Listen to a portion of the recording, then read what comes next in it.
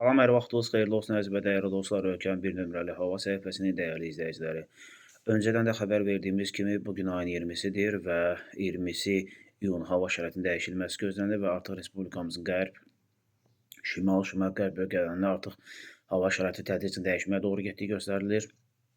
Bakı Abşeron yarımadasında külək istiqaməti şimala doğru dəyişib. Bugün Bakıda bir qədər isti hava şəraitinin olmasının nəzərə almışıq və amma günün ikinci yarısından sonra axşam və gecəyə doğru temperaturların bir xeyli aşağı düşməsi, xüsusilə sabahları 5-7 və ziyadə də 8-10 dərəcəyə kimi temperaturun düşməsi gözlənir. Sabah Bakı Abşeron yarımadası üzrə narıncı xəbərdarlıq olacaq. Küləklə bağlı şiddətli külək olması gözlənilir və respublikamızın dağlıq və dağətəyi bölgələrində, şimal, şimal-qərb bölgələrində və bir sıra bölgədə yağıntılar olması ehtimal olunur. Prosesnasıl olaraq Bakı Abşeron yarımadasında yağıntı ola bilər. Soyuq hava, nisbətən sərin hava kütləsi ayın 23-24-nə kimi davam eləməsi ehtimal olunur.